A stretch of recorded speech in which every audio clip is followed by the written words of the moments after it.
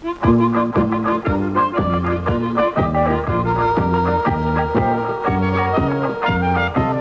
all over the countryside, ask the Leylands, ask the Leylands. Travel all over the countryside, ask the Leyland brothers. Whatever it is that you want to see, ask the Leylands, ask the Leylands. No matter whatever that happens to be, ask the Leyland brothers. Come on, be in it and join in the fun. Travel all over Australia. Ask the Leyland, ask the Leyland, ask the Leyland brothers. In this program, we go to Tasmania to take a look at a game farm where pheasants are bred for sport shooting.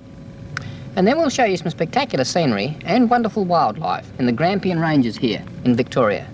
And then the sand dunes at Port Stephens here are the venue for some spectacular action turned on by the Newcastle Dune Buggy Club.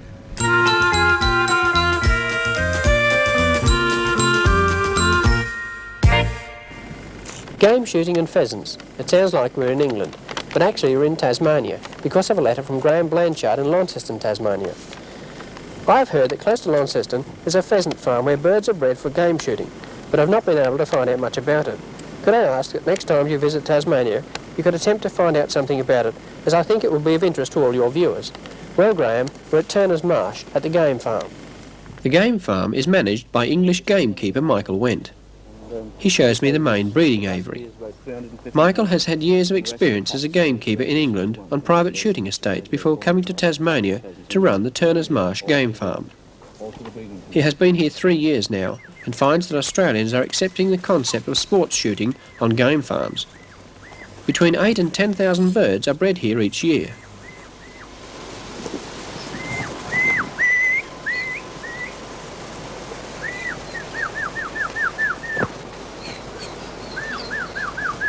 This is a typical rearing aviary where we put the birds, and these particular pheasants are what we term as an over-yeared pheasant. And that means they were young stock last year, first year's laying, and now this is their best lay on the second year. That'll be for 1977's cropping of pheasants. And although they look placid, we handle them, the staff and myself on the farm, we whistle gently to the birds from a day old, believe it or not. And we'd like to do it in the egg, but we don't think they can hear. And by doing this, we get the pheasants to accept our presence in a confined space like this, and it saves a lot of injury, damage to the plumage, etc., etc. The birds are released into the surrounding bush in preparation for the shooters. At most times there are about 500 birds wild on the property. Although bred in captivity, the birds are quite wild and only come out of the dense scrub to feed on the grain spread along these feed rides. This is a typical feed ride, and we have these right throughout the 1,400 acres, and we just ensure that the birds have got food at all times through the covers, and it helps me to distribute the birds evenly so that wherever we go on the property, we're ensured of birds to shoot. It wants to be done once every 2 days, I say, to be right, but this is typically English way going on. And we find it works in England and it works here, because normally you'd have a job to retain the pheasants in such bad country as this. The pheasants won't come near the feed while we're about, and only after we've hidden can I get some film of them. These birds are crossbreds from Chinese ring necks, Old English blackneck and Mongolian pheasants. Michael says this crossbreeding produces a more vigorous bird with a larger frame that is a stronger flyer, thus making it better sport for the shooters. Pheasants come from Asia and were introduced to Europe by the Romans. Now they have spread around the world and are a favourite game bird. Looking at these birds quietly feeding, one gets the impression that hunting them would be like shooting ducks in a barrel, but I was soon to find it was a lot more difficult than it looks. To shoot here, one must join an exclusive club with a limited membership of 30. Each prospective member applies to Michael Went, and if accepted, pays $1,000 membership, known as buying a gun. This entitles the member to 10 days of shooting during the season from April to mid-August. Dogs are used to flush the pheasants out of the scrub and into the air. Tor Polson of Melbourne owns the game farm. It was his brainchild. Today he is here with some friends for the opening of the season.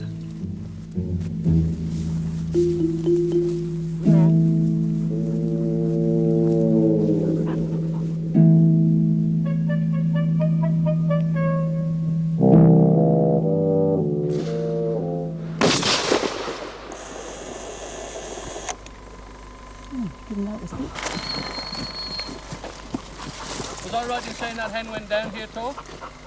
Yes, a bit further, I think. Tor bags the first birds for the day. Lolly, come on. You shot us? Oh my word, it's coming good. Yeah.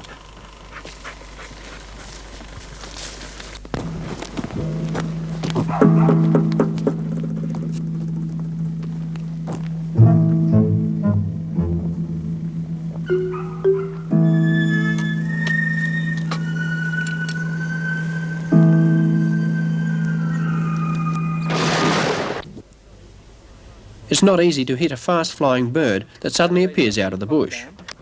But for God's sake, let the bottom gun know that the other gun is stand elevated. Right. Well, All right. I'll take bottom gun. And we'll bring Right. this alley down to you, all right? You're crafty. Jim, you'll have to come this way, please. Come this way and go along by the house. Tor, this way, please. Here we go. That's one in the corner, Jim.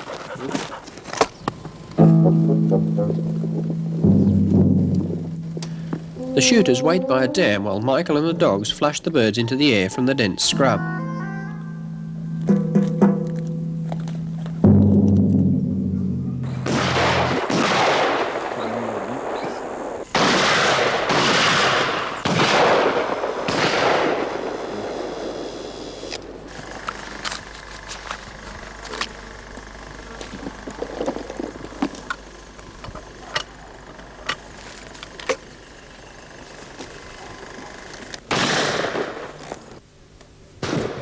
There is no limit on the bag for a day's shoot. With a full limit of 6 shooters in the field, they can bag up to 70 birds between them in a good day. About 300 birds would need to be put up for this many to be shot.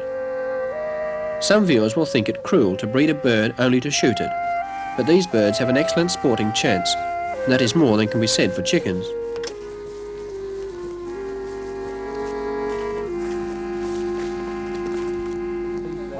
I've never seen a cat with 4 legs coming out of its stomach.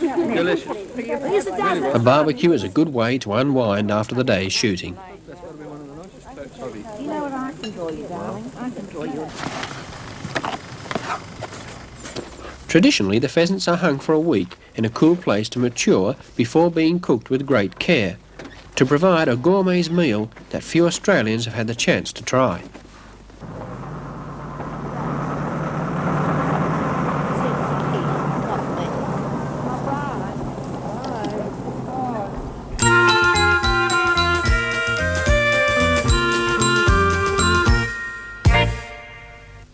Australia is not noted for its mountains. In fact, by world standards, what mountains we do have are pretty flat.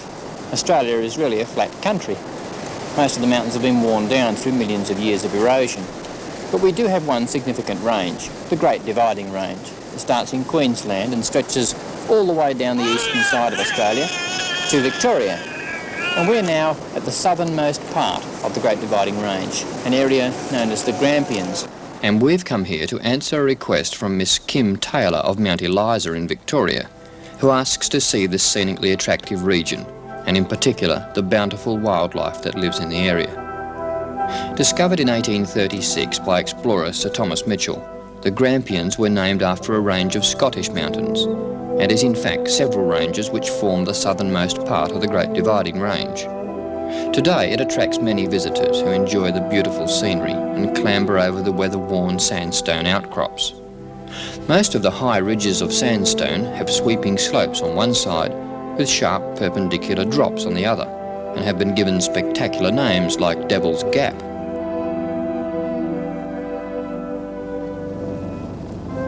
The area is not a national park, but certain parts of it have been set aside by the Forestry Commission as Forest Reserve.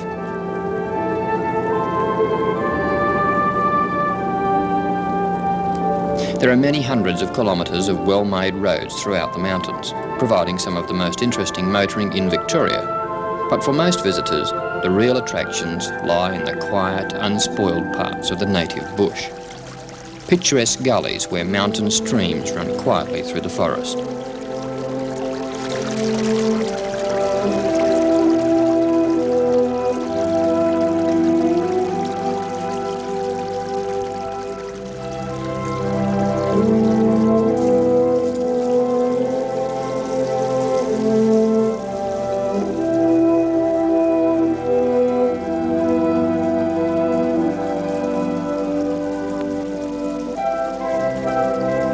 Here in spring, some 700 different species of native wildflowers give the mountains an added attraction.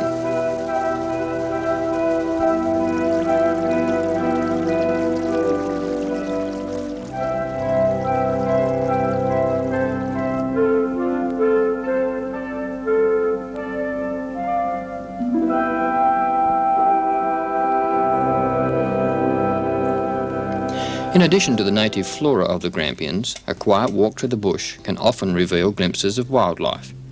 The skinks cautiously emerging from the rocks to sun themselves.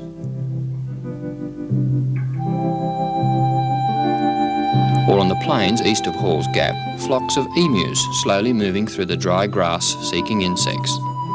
The half-grown chick is about 10 months old and is still with its father. Like most large flightless birds, it's the male that incubates the eggs and raises the young.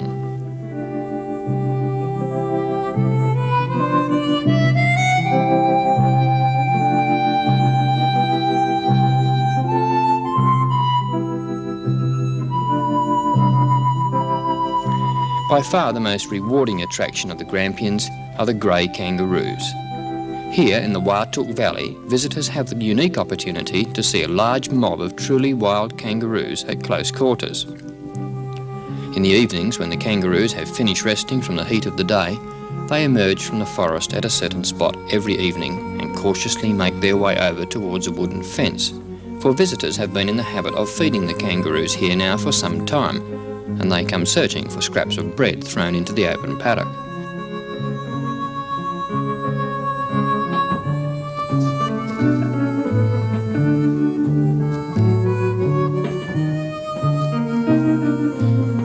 There are few people who have not seen the grey kangaroo at one time or other, but usually it's a fleeting glimpse as they scurry over the highway. Here, provided you remain absolutely quiet and make only cautious movements, the wild greys can be encouraged to come very close indeed, providing fascinating and educational opportunities for young children. This is probably the most common species of kangaroo in eastern Australia, ranging from Cooktown in North Queensland to Mount Gambier in South Australia.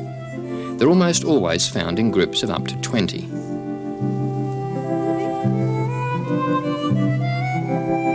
One or two of the kangaroos are pretty cheeky and actually come through the fence in the hope of getting a little more bread. A remarkable action for completely wild animals.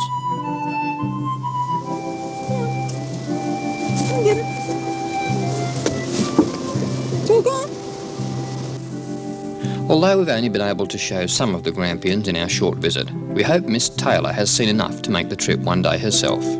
It's only 240 kilometres from Melbourne, and well worth the visit.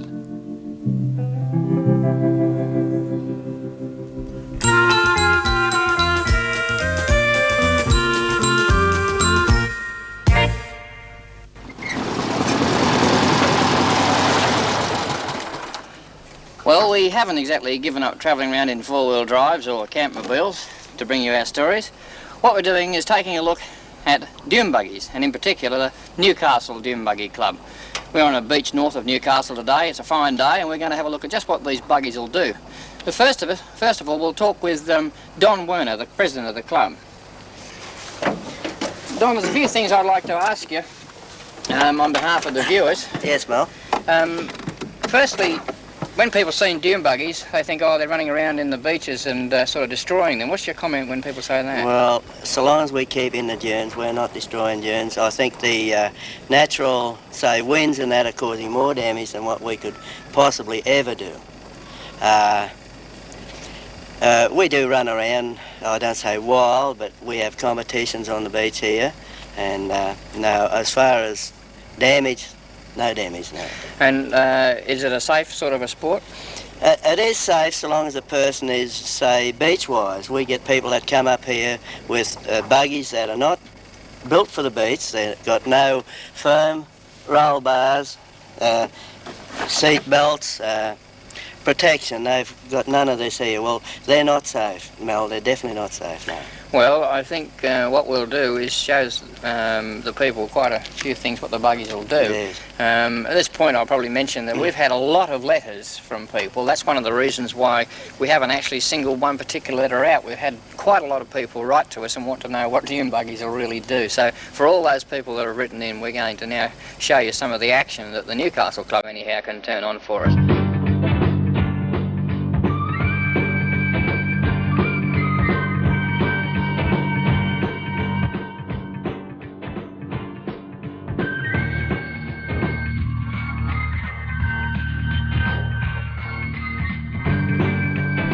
Although the club does hold organised events throughout the year, where the drivers pit their driving skill against fellow club members, they spend the majority of weekends on the sand dunes tackling different types of dunes and acquiring driver skill.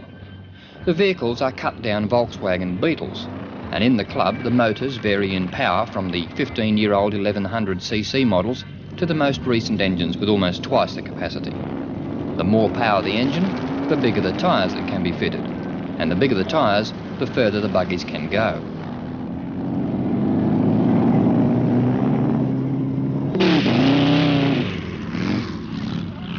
The ability to read the dunes and know which areas are normally containing drift sand and which parts are normally firm is all part of the experience which club members gain from constant activity in the same dune region of the beach. This, they say, makes the motorsport safer and teaches the drivers timing and coordination. The vehicles are fitted with separate brakes for each rear wheel, so the driver can change the driving power from side to side at will, which can be very useful if the buggies start to bog in. Most of the buggies are light enough to spin on the top of the sand though. They don't seem to bog very easily.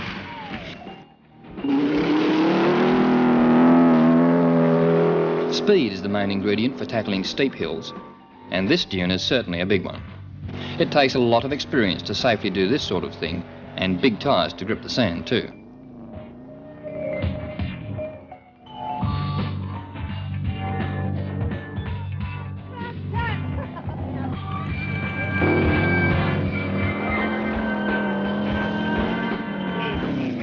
One of the greatest tests for driver skill is tackling a saucer type of dune sideways.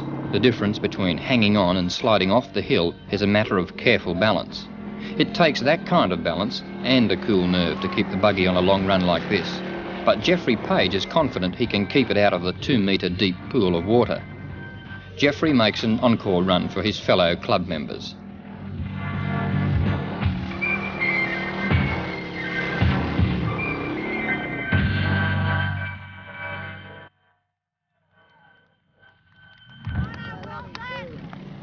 Well, Don, we've seen some pretty good action so far, and you keep insisting these things are safe. Just how safe are they? Well, they're safe, Mel, so long as they've got, say, full, a foot above the driver, full harness, good braking system, good steering system, and good suspension.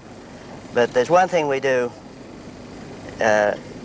want is front-wheel brakes. Because if you go down a dune and you put your foot on the brake, then you've got trouble. You've got no steering for a start, and you've got the tendency for the weight to go that way. Oh, well, it could fall over. Yeah. Fall over, you know. And what about these flagpole things? Well, flagpoles for when you are up on a dune or down a dune and you're coming up, well, everyone's got a flagpole. Well, you can see that well in advance, a person coming towards you. And it gives you time to take evasive action. Now, they are safe enough to actually roll over now. They definitely are safe enough to roll over. Could you show us a roll? Yes, if you want to see a roll, we'll show you one now. Oh, that's definitely a demonstration one, because that's one thing we do not allow in our club. We have a heavy penalty for people that do roll buggies over.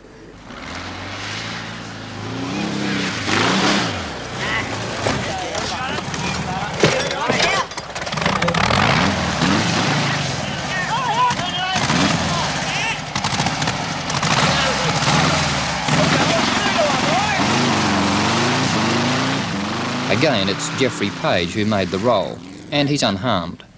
For those of you who may be wondering, club members claim that crash helmets restrict side vision too much. If you missed the details, let's see it once more in slow motion.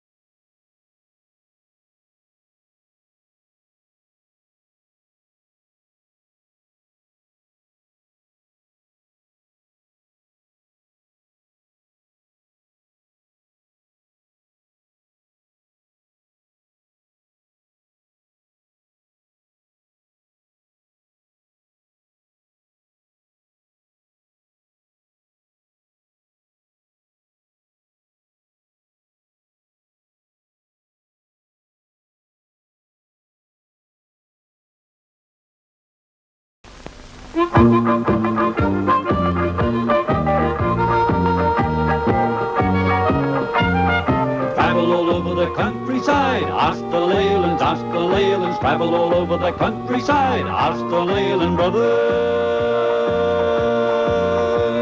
Whatever it is that you want to see, ask the Leylands, ask the Leylands. No matter whatever that happens to be, ask the Leyland brothers. Come on, me in and then join in the fun. Travel all over Australia. Ask the Leyland, ask the Leyland, ask the Leyland brothers.